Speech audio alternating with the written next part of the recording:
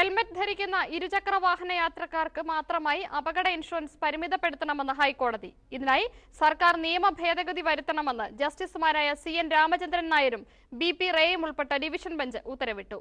Helmet പരിശോധന കർശനമാക്കേണ്ടതില്ലെന്ന മന്ത്രിമാരുടെയും ഉദ്യോഗസ്ഥരുടെയും നിർദ്ദേശം പോലീസ് പാലിക്കേണ്ടതില്ലെന്നും രാഷ്ട്രീയ നേതാക്കൾ വോട്ടിനു വേണ്ടിയാണ് ഇത്തരം നിർദ്ദേശങ്ങൾ നൽകുന്നതെന്നും കോടതി പറഞ്ഞു.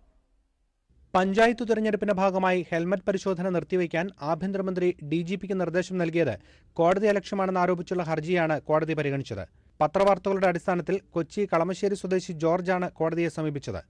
മോട്ടോർ വാഹന ചട്ടങ്ങളുടെ ലംഘനം കണ്ടെത്താൻ പോലീസിന് ബാധ്യതയുണ്ടെന്ന് ഹൈക്കോടതി വ്യക്തമാക്കി.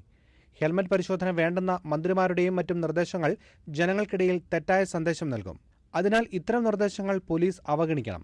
ഹെൽമറ്റ് ധരിക്കാതെ വാഹനാപകടങ്ങളിൽപ്പെടുന്നവർക്ക് നഷ്ടപരിഹാരം നൽകാൻ ഇൻഷുറൻസ് കമ്പനിക്ക് ബാധ്യതയില്ല.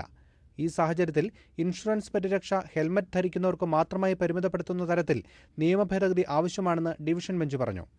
ഇതിനാവശ്യമായ നടപടികൾ സ്വീകരിക്കാൻ കോടതി സർക്കാരിന് നിർദ്ദേശം നൽകി. മോട്ടോർ വാഹന നിയമത്തിലെ 129 വകുപ്പിൽ ഹെൽമറ്റ് സംബന്ധിച്ച വ്യവസ്ഥയിൽ ഭേദഗതി വരുത്താനാണ് കോടതി നിർദ്ദേശം.